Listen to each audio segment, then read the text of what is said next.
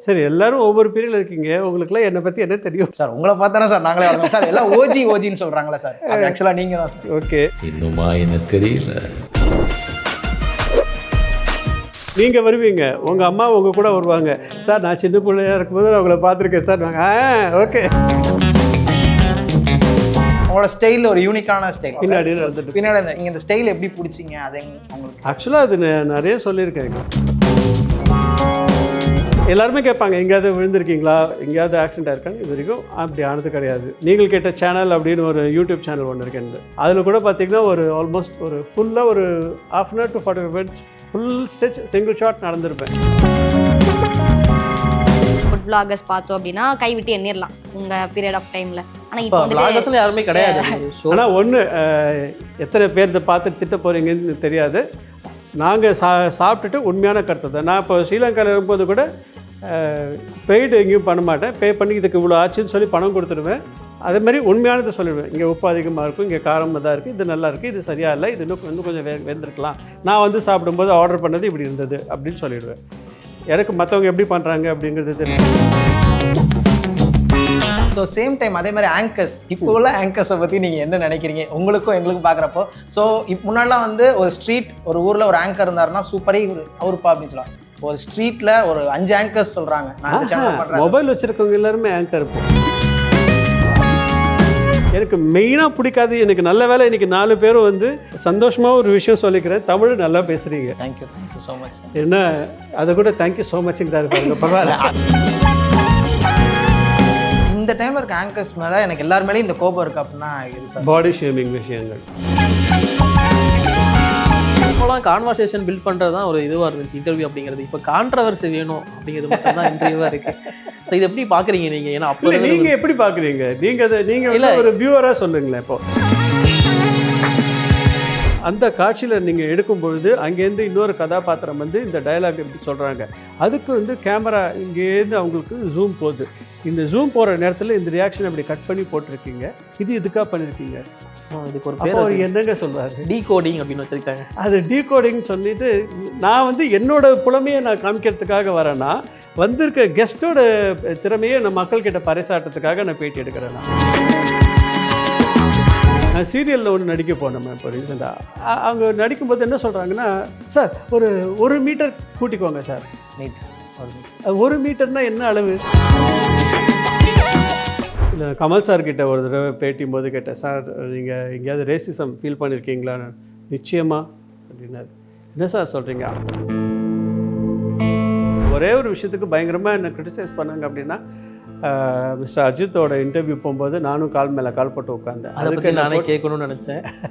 அது ஒரு மாதிரி கரெக்டாக ஒரே டைமில் வந்து ஸ்வாகா 2 பேரும் கால் மேலே கால் எடுத்து போட்டிருப்பீங்க. அதுக்கப்புறம் அது ஏதாச்சும் பிரச்சனை ஆச்சா? அது இல்லை, அந்த நேரத்தில் கமெண்ட்ஸ் வந்தது. சில ஃபேன்ஸ்லாம் பேசும்போது நான் இப்படி உட்காந்துருக்காரு, நான் இப்படி ஒரே பார்த்துட்டே இருக்கேன், கண்ணில் தண்ணி வருது. இப்படியே உட்காந்துருக்காரு. நான் என்ன பண்ணேன் உங்களுக்குலாம், இப்படி இவ்வளோ அஃபெக்ஷன் காமிக்கிறாங்க அப்படின்னு இமோஷனலாக it was literally in tears. நாம ஸ்க்ரீனில் பார்க்குறது வந்து அவர் அந்த அஜித் வேற, பட் சொல்லும்போது ஜாலியான டைப்னு தான் சொல்கிறாங்க. பட் அவர் இன்டர்வியூ கொடுக்கும்போது அது எங்களுக்கு தெரிய மாட்டேங்குது. ஸோ எது ரியலான அஜித் அப்படிங்கிற மாதிரி. அதனால தான் நீங்கள் பழகிருக்கீங்களா? இல்லைங்க, அவர் வந்து கமெண்ட் வெல்கம் டு Cloud 7. என்ன திடீர்னு நான் சொல்கிறேன்னு பார்க்குறீங்களா? எனக்கு இது சந்தோஷமான ஒரு விஷயம் தான். ஏன்னா நான் இப்போ வந்து இப்போ இருக்க இந்த ஜென்ரேஷன் ஆங்கர்ஸ்லாம் மீட் பண்ணி அவங்கக்கிட்ட இருக்க எக்ஸ்பீரியன்ஸ், அவங்களோட எக்ஸ்பீரியன்ஸை நான் வந்து ஷேர் பண்ணி கேட்டு தெரிஞ்சுக்க போகிறேன். மீட் பண்ணுறதுக்கு வந்திருக்காங்க. ஒரு சின்ன இது, நான் வழக்கமாக நீங்கள் கேட்ட பாடல் ஷோ ஆரம்பிக்கும் போது உங்களை நீங்கள் அறிமுகப்படுத்திக்கோங்களேன் அப்படின்னு சொல்லுவேன். உங்களை அப்படி கேட்டால் நீங்கள் என்ன சொல்வீங்க? Hi, this is JK. So நான் ஒரு ஃப்ரீலான்ஸ் ஆங்கராக இருக்கிறேன். ஸோ ஈவெண்ட்ஸ் நிறையா பண்ணிகிட்ருக்கேன். த்ரூ அவுட் சினிமாக்காக ட்ரை பண்ணிட்டுறதுனால பேசிக் மீடியாவில் நம்ம இதுலேருந்து ஸ்டார்ட் பண்ணலாம் அப்படிங்கிறதுனால ஸ்டார்ட். ஓகே, நீங்கள்? பேர் நிதிஷ்குமார். ஸோ இப்போ Cloud 7 சினிமா அண்ட் வாய்ஸுக்கு ஆங்கராக இருக்கேன். பட் என்னோட ஃபுல் எய்ம் வந்து ஸ்போர்ட்ஸ் ஆங்கராக இருக்கணுங்கிறது தான். ஸோ என்னோட பெரிய ஸ்ட்ரென்த்னா அது ஸ்போர்ட்ஸ் தான். இப்போது சினிமா அண்ட் பாலிடிக்ஸும் கொஞ்சம் பண்ணிகிட்ருக்கேன். ஸ்போர்ட்ஸாக பார்த்தா தெரில. ஆமாம், பார்த்தா தெரியாது. பட் நான் பேசுகிறது எல்லாமே ஸ்போர்ட்ஸ். எனக்கு ஸ்போர்ட்ஸ் பற்றி மட்டும் தான் எல்லாமே தெரியும் அப்படிங்கிற மாதிரி ஒரு ஆங்கர். புரியுது சார். அவர் வந்து ஸ்போர்ட்ஸுக்கு சம்மந்தப்பட்ட மாதிரி ஆளும் இல்லை, ஸ்போர்ட்ஸ் பேசுகிற மாதிரி உடம்பு இல்லை. பார்த்தீங்களா எப்படி இருக்காருன்னு? அதனால தான். ஆனால் பண்ணுறதெல்லாம் ஸ்போர்ட்ஸ் சம்மந்தப்பட்ட. எந்த மாதிரி ஸ்போர்ட்ஸ் உங்களுக்கு பிடிக்கும்? இல்லை, கிரிக்கெட், கபடி, நான் எல்லா ஸ்போர்ட்ஸுமே பண்ணுவேன். அத்லெட்டிக்ஸ் எல்லாமே. ஐ மீன் நான் பேசுவேன் அதை பற்றின கண்டென்ட் எனக்கு நிறையவே தெரியும். அதில் நான் ரொம்ப ஸ்ட்ராங். எல்லாமே ரிவ்யூ பண்ணுவேன்னு சொல்லுங்கள், பண்ணுவேன்னு சொல்லாதீங்க, விளாட்றதா நினச்சிப்பாங்க. ப்ளீஸ். நீங்கள் okay, I am Durga Devi. Political ஆங்கராக ஒர்க் பண்ணிட்டு இருக்கேன். தென் கண்டென்ட் ரைட்டிங்கும் வந்து பண்ணுவேன். பட் இன்ட்ரெஸ்ட் வந்துட்டு டைரக்ஷன் பண்ணணும் அப்படின்ட்டு. ஸோ ஓகே ஃபிலிம் சைட்ஸில் போகிறதுக்கு கொஞ்சம் கொஞ்சமாக ப்ராக்டிஸ் பண்ணிட்டு லேர்ன் பண்ணிட்டு இருக்கேன். தென் பேசிக்காக ஒரு ஸ்போர்ட்ஸ் பிளேயர். பட் இப்போ ஒரு 1 நீங்கள் இயர் என்ன இல்லை, ஸ்போர்ட்ஸ்? சிலம்பம். ஆ ஸோ சிலம்பம் பிளேயராக வந்துட்டு இருந்திருக்கேன். அப்படியே கொஞ்சம் கொஞ்சம் சின்ன வயசுலேருந்தே ஸ்போர்ட்ஸ் யாருமா சூப்பர். அப்படியே போயிட்டு இருந்திருக்கு. தென் அடுத்தடுத்து கொஞ்சம் சினிமோட்டோகிராஃபி டைரக்ஷன். கேள்வி கேட்டு பதில் சொல்லணும்னா அடிப்பீங்க. அப்படிலாம் இல்லை. அது வந்துட்டு ஒன்லி மார்ஷியல் ஆர்ட்ஸ். நம்ம கிட்ட யாராவது பிரச்சனை பண்ண வந்தா மட்டும் தான் நம்ம வந்துட்டு இது பண்ணோம். அதெல்லாம் இப்போ ethics. உங்களுக்கு தற்காத்துக்கெல்லாம் தெரியுமா அது? ஓரளவுக்கு வந்துட்டு எல்லாம் தெரியும். சூப்பர். உங்கள் பேர்? ஹாய் சார், நான் மது. நான் Cloud 7 வாய்ஸில் தான் ஆங்கராக இருக்கேன். ஓகே எனக்கு நியூஸ் ரீடிங் பண்ணணும் ரொம்ப ஆசை. அது மட்டும் பொலிட்டிக்கலாக கொஞ்சம் ஸ்ட்ராங்காக இருக்கணும் அப்படின்றதுக்காக சரி ஆங்கரிங் ஃபீல்ட் சூஸ். ஓகே. நீங்களாம் ஒருத்தர் மீட் பண்ணியிருக்கீங்களா? இல்லை ஆக்சுவலாக இவங்களும் நான் இப்போ தான் ஸ்டேஞ்சர் ஃபர்ஸ்ட் டைம். என்னங்க அவங்களும் இப்போ தான் ஃபர்ஸ்ட் டைம். ஒரே அம்ப்ராலால இருக்கீங்க? எனக்கு இல்ல இல்ல எல்லாருமே ஸ்ட்ரேஞ்சர்ஸ் தான். Oh okay. Anyway nice meeting all of you. எனக்கு அது சந்தோஷமா இருக்கு. Thank you so much. இல்லை நீங்கள் இதுதான் உங்களோட ஆஸ்பிரேஷனா? ஆமாம், இப்போதைக்கு ஆங்கரிங்குள்ளே வரணும் அப்படின்னு ஆசை. பொலிட்டிக்கலாகவும் கொஞ்சம் ஸ்ட்ராங்காக இருக்கணும் அப்படின்ட்டு. இப்போ நீங்களும் பொலிட்டிக்கல், அவங்களும் பொலிட்டிக்கல் தானே? ஆமா. நீங்கள் ஒருத்தவங்க பொலிட்டிக்கலாக எப்படி அவங்கள ஜட்ஜ் பண்ணுவீங்க? இவங்க வந்து ஓகே இவங்க குவாலிஃபைட், இவங்க பொலிட்டிக்கல் ஷோலாம் ஹேண்டில் பண்ணுறதுக்கு குவாலிஃபைட் அப்படின்னு எப்படி ஜட்ஜ் பண்ணுவீங்க? ஜட்ஜ் அப்படின்றது கிடையாது. எப்பவுமே எல்லா ஃபீல்ட்லையுமே வந்துட்டு லேர்னிங் தான். இப்போ அரசியலுக்கு வராங்க அப்படின்னும் போது அவங்களுக்கு இத்தனை வருஷம் எக்ஸ்பீரியன்ஸ் இருக்கா அப்படின்றத மாதிரி தான். எந்த அளவுக்கு அவங்களுக்கு தெரியுது அப்படின்ற பொருள் தான். அவங்க கரெக்டாக எத்திக்ஸை வந்துட்டு ஃபாலோ பண்ணணும். ஒரு கரெக்டான அந்த ஐடியாலஜிஸை வந்துட்டு ஃபாலோ பண்ணுறாங்களா, அவங்க என்ன ஐடியாலஜியில் இருக்காங்க, அவங்க என்ன ஸ்டாண்ட் எடுத்திருக்காங்க, நியூட்ரலாக இருக்காங்களா இல்லை ஃபேராக இருக்காங்களா அப்படின்றத பார்த்து தான் ஒரு பொலிட்டிக்கல் ஆங்கரையும் நம்ம வந்துட்டு ஜட்ஜ் பண்ண முடியும். ஓகே. நார்மலாக இப்படி பேசுகிறாங்க இல்லை இந்த இதுவில் பேசுகிறாங்க அப்படின்றத வச்சு நம்ம ஜட்ஜ் பண்ண முடியும். உங்களுக்கு ஃப்ரீடம் கிடைக்குதா நீங்கள் அந்த மாதிரி பேசுறதுக்கலாம், பொலிட்டிக்கல் விஷயங்கள் பேசுறதுக்கலாம் கிடைக்குது. மீடியாவில்? இப்போ நம்ம ஒர்க் பண்ணுற இடத்துல அந்த ஃப்ரீடம் இருந்தால் தான் நம்ம ஃப்ரீயாக ஒர்க் பண்ண இல்லை முடியும். ஒர்க் பண்ணுற இடத்துல ஃப்ரீடம் கொடுப்பாங்க. பார்க்குற வியூவர்ஸ் வந்து அவங்கள அப்படி என்கரேஜ் பண்ணுறாங்க. வியூவர்ஸ் என்கரேஜ் பண்ண மாட்டாங்க. ஏன்னா ஒவ்வொருத்தரும் ஒவ்வொரு மைண்ட் செட்டில் இருப்பாங்க சார். ஓகே. இப்போ நம்ம அவங்களுக்கு பிடிக்காத ஒரு விஷயத்த பேசணும்னா நம்மள கமெண்ட்ல திட்டதான் செய்வாங்க. நீலாம் இதில் கேள்வி கேட்கலாமா அப்படின்லாம் வரும் தான். So நம்ம என்னைக்காவது அதெல்லாம் ஜேகே அவங்க வந்து நல்லா பண்ணியிருக்கேன் அப்படின்னு சொல்லியிருக்காரா? வெரி சாரி சார், இன்னைக்கு தான் ஃபர்ஸ்ட் டைம் நான் மீட் பண்ணுறேன். ஸோ அவங்க ஷோஸ் நான் பார்த்ததில்ல. கண்டிப்பாக இன்னைக்கு ஈவினிங் பார்த்துட்டு உங்களுக்கு பர்சனலாக நான் மெசேஜ். ஆக்சுவலி ஜேகேக்கும் பாலிடிக்ஸ்க்கும் வந்து சம்மந்தமே கிடையாது சார் ஆக்சுவலாக எனக்கும் இந்த நான் வந்து டோட்டலாக ஒரு இல்லைங்க, என்டர்டைனர். அவருக்கு நிறைய சம்மந்தம் இருக்குங்க. லேட்டாக வந்தார்ல. ஆமாம் சார், கரெக்டு தான். ஸோ நான் வந்து த்ரூ அவுட்டாக என்டர்டைனர் ஆங்கர் தான் சார். எனக்கு வந்து ஒரு பிளேஸுக்கு போயிட்டோம்னா நான் எல்லாருமே அவங்க கூட ஜெல் ஆயிருவேன். ஒரு 5 மினிட்ஸாக இருக்கட்டும், ஒரு 2 மினிட்ஸ் அவங்க கூட எல்லாமே இன்ட்ராக்ட் பண்ணி அவங்க கூட கீழே இறங்கி ஒரு வைப்பில் அப்படியே செட் ஆயிருவேன். ஸோ த்ரூ அவுட்டாக எனக்கு வந்து நம்ம அந்த ஷோவில் இருக்கோம்னா நம்ம போனதுக்கப்புறம் நம்மளை பற்றி பேசணுங்கிற ஆசை. உங்களோட இன்ஸ்பிரேஷன்லாம் யார் சொல்வீங்க? சார் எனக்கு சிவா அண்ணா. எனக்கு வந்து நான் காலேஜ் டைம் எனக்கு வந்து பேசிக்காக எனக்கு வந்து மீடியாக்குள்ளே எப்படி வரணும்னு தெரியல சார். ஃபர்ஸ்ட் ஆஃப் ஆல் எனக்கு ஓப்பனாக சொன்னால் மீடியாக்குள்ளே எப்படி வரணும்னு தெரியாது. எந்த ஊர்? திருச்சி சார். ஓ. ஸோ வந்து எனக்கு மீடியாக்குள்ளே எப்படி வரணும்னு தெரியாது. ஸோ ஸ்கூலிங் டைமில் நான் வந்து சார் மாதிரிலாம் இமிட்டேட் பண்ணுவேன். ஓகே. எல்லா சார் மாதிரி இமிட்டேட் பண்ணுவேன். அப்போ என் ஃப்ரெண்ட்ஸ் எல்லாருமே சேர்ந்து சார் மாதிரி இமிட்டேட் பண்ணி என்னடா யூஸ் நீ ஒரு ஆக்டர் மாதிரி பேசலாமே அப்படி சும்மா ஒரு இதாக ஸ்டார்ட் பண்ணால். இப்போ ஸ்கூலில் மிமிக்ரி பண்ண starting stage 11th 12th. So அந்த டைம் ஒரு நார்மலாக ஸ்டார்ட் பண்ணது. ஸோ மிமிக்ரியில் ஆரம்பித்து ஒரு சேட்டலைட் சேனலில் ஒரு கண்டஸ்டண்ட்டாக இருந்து அண்ட் தென் த்ரூ ஒரு யூடியூப் சேனல் ஆங்கராக இருந்து அண்ட் தென் இப்போது சில சீரீஸ் சில படங்கள் இதெல்லாம் பண்ணிகிட்டு இருக்கேன். ஸோ அதுக்கு வந்து சிவான் ஒரு இன்ஸ்பிரேஷனாக இருந்தார். அதாவது எல்லாருமே மீடியாவில் வந்துடலாம் அப்படிங்கிறப்போ அது பார்க்கறதுக்கு நம்மளும் வந்துடலாமே அதை பிரேக் பண்ணார். ஸோ சரி, எல்லாரும் ஒவ்வொரு பீரியட்ல இருக்கீங்க. உங்களுக்குலாம் என்னை பற்றி என்ன தெரியும்? சார் உங்களை பார்த்தானே சார் நாங்களே வளர்ந்தோம் சார். எல்லாம் ஓஜின்னு சொல்கிறாங்களே சார், ஒரிஜினல் வெர்ஷன். அது ஆக்சுவலாக நீங்கள் தான் சார். ஓகே. ஓஜி, நீங்கள் ஓஜி. ஸோ இப்போ நாங்கள் வந்து சேனல்ஸில் பார்க்குறப்ப அந்த காலம் சொல்லக்கூடாது. உங்களை ரொம்ப வயசான ஆளாக்கெல்லாம் நாங்கள் விரும்பல. அது பழகிடுச்சு. நீங்கள் வருவீங்க, உங்கள் அம்மா உங்கள் கூட வருவாங்க. சார் நான் சின்ன பிள்ளையா இருக்கும்போது அவங்கள பார்த்துருக்கேன் சார். ஓகே.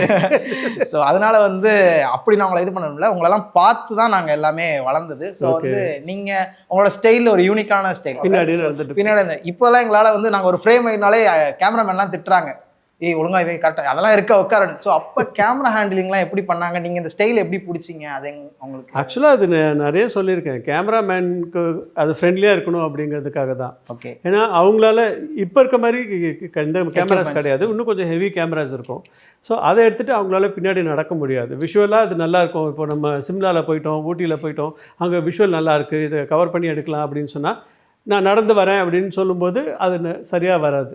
அப்போ என்ன பண்ணேன், சரி நான் பின்னாடி நடக்கட்டுமா அப்படின்னு ஆரம்பித்தது. இன்னொன்று நான் என்ன ஆகுதுன்னா, நான் நடந்து வரேன், எனக்கு எங்கே போனால் சன் டிவி விஜயசாரதி அப்படின்னு பார்க்க ஆரம்பிச்சிட்டாங்க. இப்படி நடந்து பேசி முடிக்கும்போது திரும்பி பார்த்தா ஒரு 20 பேர் நிற்பாங்க. இந்த படத்தில் அன்பேவா படத்தில் எம்ஜிஆருக்கு பின்னாடி வருவாங்களே ஸ்கூல் பசங்க, அதை மாதிரிலாம் நிறைய பேர் வந்துகிட்டே இருப்பாங்க. இது என்ன எப்படி அவாய்ட் பண்ணுறது அப்படின்னு தெரியல. சரி ஓகே நம்ம பின்னாடி நடக்க ஆரம்பிப்போம் அப்படின்னா அது ஒரு ரீசன். பின்னாடி நடக்க ஆரம்பிக்கும் போது அப்போ கேமராமேனுக்கு அது ஈஸியாக இருந்தது ஃபாலோ பண்ணுறதுக்கு. அது அப்படி தான் ஆரம்பித்தது. அப்புறம் அதே ட்ரெண்டாக வச்சாச்சு. ஃப்ளெக்சிபிளாக இருக்கிறது உங்களோட யூனிக் ஸ்டைலாகவே மாறிடுச்சு. ஆமாம், அது அப்படியே எல்லாருமே கேட்பாங்க எங்கேயாவது விழுந்திருக்கீங்களா, எங்கேயாவது ஆக்சிடென்ட் ஆயிருக்கான்னு. இது வரைக்கும் அப்படி ஆனது கிடையாது. ஸோ எனக்கு தெரிஞ்சு நான் நீங்கள் கேட்ட சேனல் அப்படின்னு ஒரு யூடியூப் சேனல் ஒன்று இருக்கேன். அதில் கூட பார்த்திங்கன்னா ஒரு ஆல்மோஸ்ட் ஒரு ஃபுல்லாக ஒரு 1/2 hour to 45 minutes full stretch single shot நடந்திருப்பேன். அது நடந்து பின்னாடியே நடந்து பேசியிருப்பேன். அது அந்த கொழும்புவில் ஃபுல்லாக நடந்து பேசியிருப்பேன். கால் ஃபேஸ்ன்னு இருக்குது அங்கே. எனக்கு அது ஜாலியாக இருக்கும். ஒரு செஞ்சு முடிச்சோன்னே சந்தோஷமாக இருக்க மாதிரி இருக்கும். இப்போ உங்களோட கரியர் வந்துட்டு நீங்கள் ஸ்டார்ட் பண்ணும்போது vlogல ஸ்டார்ட் பண்ணீங்க. இப்போ அந்த vlog எப்படி போயிட்டு இருக்கு? இப்போ நீங்கள் vlogலாம் பண்ணுறீங்களா, இல்லை நார்மலாக இருக்க டைமில் நீங்களே வந்துட்டு பேசி இல்லை வீட்டுக்கு? நான் வந்து அப்போவே நாங்கள் சாப்பிட்றத பற்றி பேசியிருக்கோம்.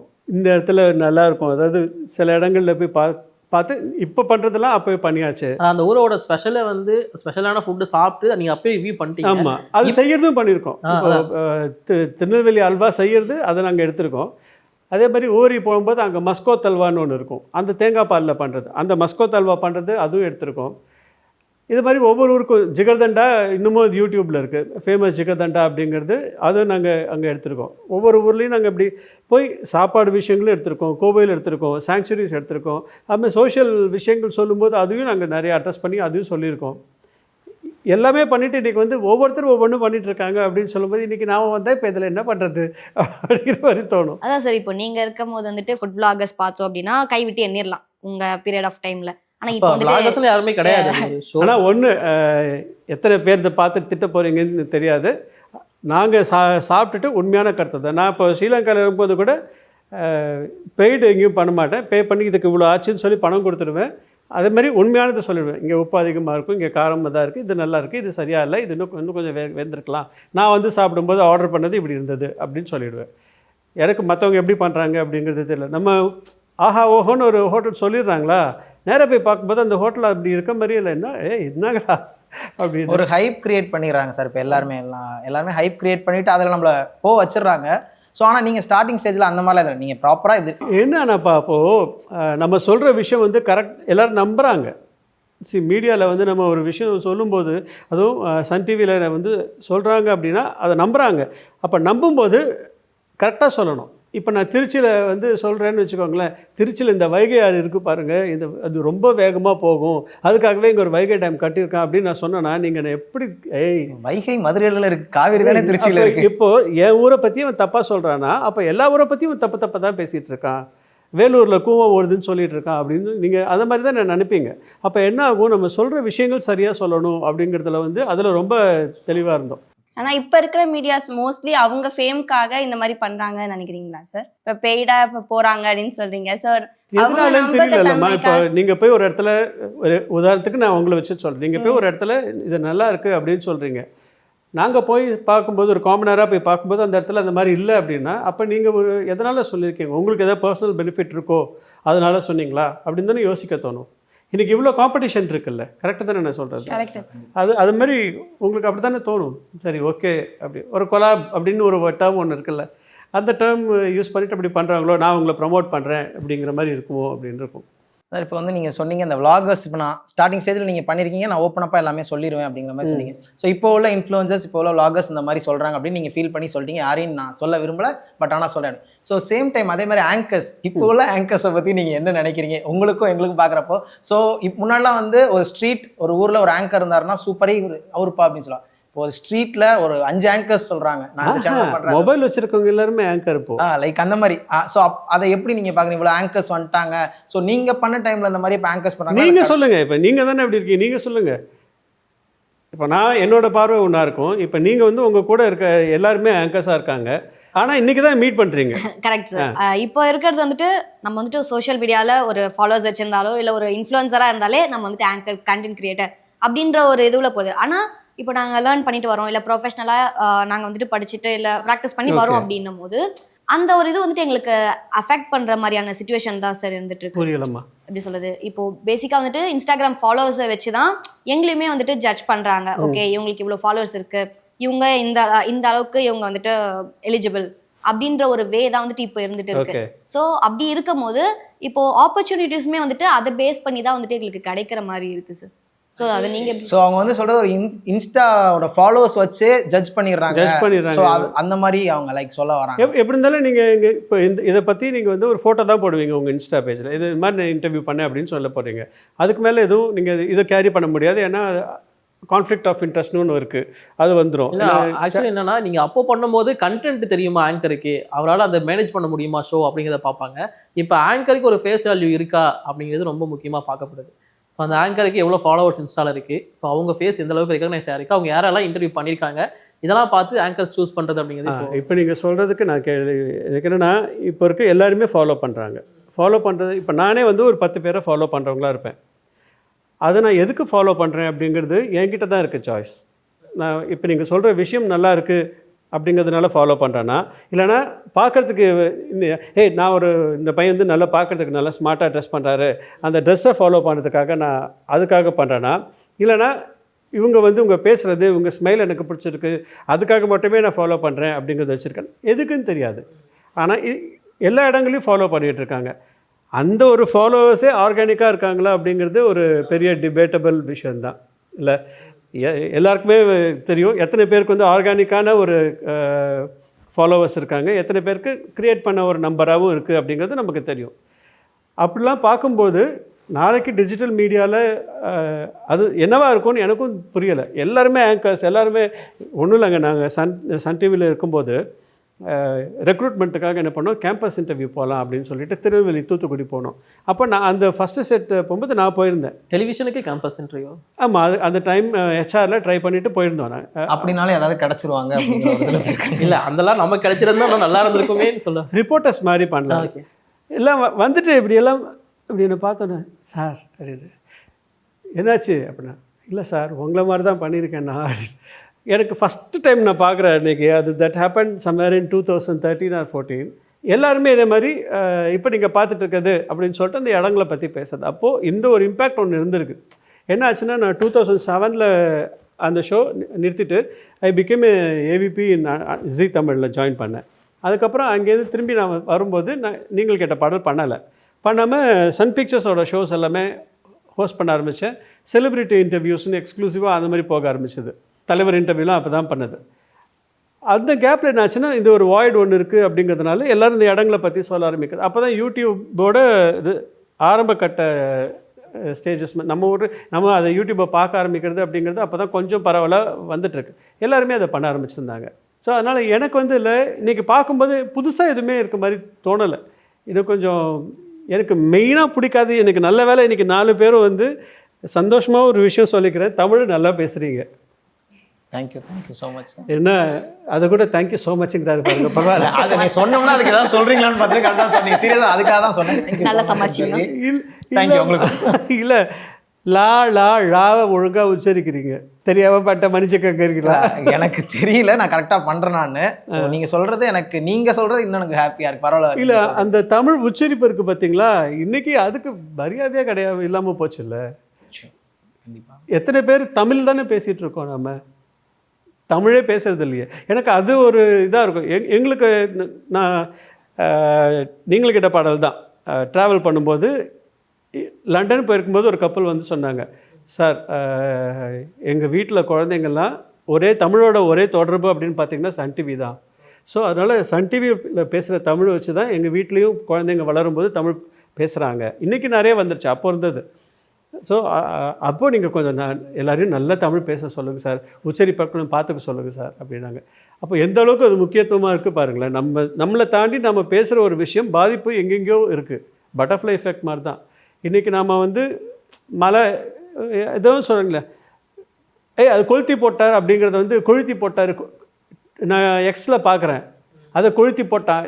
அது கொளுத்தி போட்டாங்கிற வார்த்தை தானே அது வரணும். அப்படியே இருந்தால் கூட லாவுக்கும் ழாவுக்கும் எங்கே அது உச்சரிப்பு பூமராக இருக்கணும், இல்ல அப்படி அப்படி இல்ல இல்ல சார். அப்படி அப்படி நீங்க சொல்லல. ஸோ இப்போ நீங்க சொல்ற விஷயம்லாம் நாங்க எங்களுக்கு யாரும் இந்த மாதிரி சொன்னதில்ல. ஓப்பனா சொல்லணும்னா அதுதான். இப்போ நீங்க சொல்றீங்கல்ல சார், நீங்க தமிழ் நல்லா பரவாயில்ல எல்லாருமே பேசுறீங்க அப்படின்னு. இதுவரை நான் இது மாதிரி ஷோ பண்ணியோ வெளியில ஏதாவது ஒரு இது பண்ணியோ எங்கள்கிட்ட யாருமே சொன்னது கிடையாது. நீங்க நல்லா ஏன்னா தமிழ் இப்போ பேசுறீங்க. மோஸ்டா வந்துட்டு யதார்த்த தமிழ் தான் எல்லாருமே விரும்புறாங்க. இப்போ யதார்த்த? யதார்த்தமா இதுதான் பேசுற- யதார்த்த இல்லை எதார்த்த தமிழா? தமிழ். தமிழ்ல யதார்த்த தமிழ். அதாவது இப்போ நியூஸ் ரீடிங்னா மட்டும் தான் இப்போ ஃபார்முலா அந்த இது போயிட்டு இருக்காங்க. இப்போ அதை தாண்டி இப்போ ஆடியன்ஸுமே வந்துட்டு நம்ம அதே ஸ்டைல்ல பேசிட்டு இருந்தா ரொம்ப ஓல்டா நினைக்கிறதுனால நாங்க எல்லாமே மிக்ஸ்டா பேசுற மாதிரி தான் இருக்கு. ஆனா நீங்க இருந்த பீரியட்லலாம் அது கரெக்டா உங்களுக்கு சொல்லி கொடுத்து டேரக்டர்ஸ் பேபி சொல்லி கொடுக்கறதுன்னு இல்லைம்மா. இல்லை எனக்கு வந்து என்னென்னா நான் மெயின் தப்பு எங்கே இருக்குது அப்படின்னு பார்த்தீங்கன்னா இதுக்கு மன்னிச்சுக்கோங்க, தமிழ் ஆசிரியர்கள் அவங்கக்கிட்ட தான் இந்த பிரச்சனை இருக்குதுன்னு நினைக்கிறேன். ஏன்னா பள்ளிக்கூடங்கள்லேயே அவங்க படிக்கும்பொழுது ஒழுங்கான உச்சரிப்பை சொல்லி கொடுத்துருந்தாங்கன்னா வளர்ந்ததுக்கப்புறம் அவங்க தப்பாக பேச மாட்டாங்க. வீட்டில் இருக்கவங்களும் வந்து ஆனால் என்னென்னா நம்மளோட வழக்கில் பார்க்கும்போது மதுரையிலேருந்து போக போக போக தமிழ் பேச்சு மாறுது, உச்சரிப்பு மாறுது. இங்கே மதுரை வரைக்கும் இங்கே தமிழ் அப்படின்னு சொன்னால் நான் தமிழண்டா அப்படின்னு பெருமையாக சொல்கிறது. அந்த தென்பகுதி போக போக அந்த தமிழ் உச்சரிப்பு கொஞ்சம், ஆனால் அந்த பகுதியிலும் தமிழ் சரியாக பேசுகிறவங்களும் இந்த பகுதியும் தமிழ் சரியாக பேசாதவங்களும் இருக்காங்க. எல்லா இடங்களுமே அது வந்து சதவீதம் சரியாக தான் இருந்துகிட்ருக்கு. நாம் எப்படி பேசுகிறோம் அப்படிங்கிறது தான். ஏன்னா நம்ம வந்து ஊடகத்தில் வந்துட்டோம் அப்படிங்கிறதுனாலேயே நம்மளை நிறைய பேர் பார்ப்பாங்க. அதுக்கு அப்போ நம்ம விட்டுட்டு போகிறது அட்லீஸ்ட் இந்த பொண்ணு இந்த பையன் வந்தால் தமிழ் நல்லா பேசுவாங்க, இவங்களோட அந்த உச்சரிப்பு நல்லாயிருக்கும், தமிழ் கேட்கறதுக்கு நல்லாயிருக்கும் அப்படின்னு. அதுக்கு அடிப்படையில் நீங்கள் என்ன பண்ணுவீங்க? ப்ராக்டிஸ் பண்ணுவோம். என்ன ப்ராக்டிஸ் பண்ணுவீங்க? அந்த 2 வார்த்தையை மட்டுமா? இல்லை, பேசிக்காக எல்லாரும் அதான் சொல்லுவாங்க. Okay okay. லா ப்ராக்டிஸ் பண்ணுங்க சார். இப்போ அதே மாதிரி நீங்கள் சொன்னீங்க இப்போ ஆங்கர்ஸ் இப்போ இருக்கவங்க இதுன்னு. இந்த டைமில் இருக்க ஆங்கர்ஸ் மேலே எனக்கு எல்லா ஆங்கர்ஸுக்கும் ஒரு கோபம், எல்லார் மேலேயும் இந்த கோபம் இருக்குது அப்படின்னா எது சார்? பாடி ஷேமிங் விஷயங்கள். ஏன்னா பப்ளிக் ரசிக்கிறாங்கன்னு சொல்லிட்டு அடுத்தவங்கள பாடி ஷேமிங் பண்ணி அந்த நேரத்தில் சிரிக்கிறது அப்படிங்கிறது, அது சேனலாக இருக்கட்டும், இல்லைனா யூடியூபாக இருக்கட்டும், இல்லை சோஷியல் மீடியாவில் வேறு எதுவாக இருக்கட்டும், கிண்டல் பண்ணி அதை தான் நான் சமீபத்தில் கூட சொல்லியிருந்தேன். லாரல் ஹார்டி காமெடி நம்ம ரசித்தோம். அதே மாதிரி கவுண்டமணி செந்தில் அந்த காம்போ அவங்கள்ட்ட நம்ம ரசித்தோம். அது சினிமாவில் கதாபாத்திரமாக வந்து பேசிகிட்டு இருந்தாங்க. இது நிஜத்துலேயே ஒருத்தங்களை கிண்டல். இப்போ நான் வந்து உங்களை வந்து சொன்னதே தப்பு. ஆமாம், நீங்கள் அதுக்கு ரியாக்ட் பண்ணுவீங்கன்னு நினச்சேன் நான். இல்லை இன்னுங்க ஸ்போர்ட்ஸுக்கு உங்களுக்கு சம்மந்தமே இல்லை இப்படி சரிங்க அப்படின்னு நான் சொன்னேன் பார்த்தீங்களா? ஏன் அதுக்கு நீங்கள் ஏதாவது பதில் எனக்கு ஏதாவது எதிர்வினை வரும் அப்படிங்கிற மாதிரி தான் நான் கேட்டேன் நான். இல்லை அதில் ரியாக்ட் பண்ண எதுவுமே இல்லை. நான் எப்போ இதை சொன்னாலுமே இந்த கமெண்ட் எனக்கு வரும். ஸோ இது எனக்கு பழகி போச்சு. அவங்க சொல்கிறதுனால நான் அப்படி இருக்க போகிறது கிடையாது. எனக்கு தெரியும் நான் யார், எனக்கு எவ்வளோ தெரியும் அப்படிங்கிறது. அதனால் அதை எப்படி பாஸ் பண்ணிட்டு அப்படி சொன்னதுக்கு நானே சாரி சொல்லணும் தான், அதுதான் உண்மை. ஆனால் அந்த பாடி ஷேமிங் பற்றி பேசும்போது அவங்களுக்கே பிரச்சனை இல்லை, இதை ஏன் நீங்கள் கேட்குறீங்க அப்படிங்கிற ஒரு கமெண்ட் சொல்லுவாங்கல்ல சார், அதை பற்றி நீங்கள் என்ன நினைக்கிறீங்க? இப்போ ஒருத்தர் பாடி ஷேம் பண்ணி காமெடி பண்ணுறாங்க அப்படின்னா ஸோ அவருக்கே பிரச்சனை இல்லை, அவரே எங்கிட்ட கேட்கல, அதான் எங்களெல்லாம் பூமர் அப்படின்னு சொல்லிடுறாங்க. சார் அதே மாதிரி இப்போ விமன் ஆங்கர்ஸாக இருக்காங்க, இல்லை ஆக்டர்ஸாக இருக்காங்க அப்படின்னா ஓகே, ஆங்கராக இருக்காங்களா, நல்லா ஃபேர் ஸ்கின் டோனில் வந்துட்டு இருக்காங்களா, அவங்க தான் வேணும். பொலிட்டிக்கல் ஆங்கருக்கே கேட்குறாங்க சார், ஃபேர் ஸ்கின் டோனாக இருக்க ஒரு பொலிட்டிக்கல் ஆங்கர் வேணும். நான் வந்துட்டு கேட்கும்போது அப்படிலாம் யாரும் இல்லை அப்படின்னு சொல்லிட்டு அனுப்பிச்சிடுது. ஸோ இங்கே வந்துட்டு ரேசிசமும் வந்துட்டு மீடியா ஃபீல்டில் வந்துட்டு ஆங்கர்ஸ்க்கு அதிகமாக இருக்கும். இல்லை, கமல் சார் கிட்ட ஒரு தடவை பேட்டியும் போது கேட்டேன், சார் நீங்கள் எங்கேயாவது ரேசிசம் ஃபீல் பண்ணியிருக்கீங்களா? நிச்சயமா அப்படின்னாரு. என்ன சார் சொல்கிறீங்க? அவர் எப்படி இருப்பார்னா, இருட்டில் உட்காந்துட்டு, கேமராமேன் அவங்களுக்கு தெரியும், இருட்டில் நாங்கள் செட் பண்ணிட்டு உட்காந்துருக்கோம், சின்ன மினிமம் லைட்டு, அவர் ஃபேஸ் மட்டும் அப்படி லைட் வாங்கி பளிச்சுன்னு இருக்கு முகம், பக்கத்தில் தான் அப்படியே ரசிக்கிற மாதிரி இருக்குது, அப்படி உட்காந்துருக்காரு. அவர் சொல்கிறாரு, இந்த ஊரில் இருக்கிற வரைக்கும் தான் நான் சிகப்பானவன், நீங்கள் வந்து மாநிலமானவர். அவர் வந்து கொஞ்சம் நிறம் இதாக இருக்க, அவர் கருத்து போனவராக இருப்பார். ஆனால் இந்தியாவை தாண்டி நான் போயிட்டேன்னா நான் வந்து பிளாக். ஓகே, இப்போ வேணால் ப்ரௌன் அப்படிங்கிற ஒரு புதுசாக ஒரு இது டேர்ம், எல்லோ ஸ்கின் அப்படிங்கிற மாதிரி புதுசாக வேணால் ஒன்று வரலாம். ஆனால் இது நான் நேரடியாக நான் பார்த்துருக்கேன் அப்படின்னு. நாங்கள் இதை பார்த்துருக்கோம்.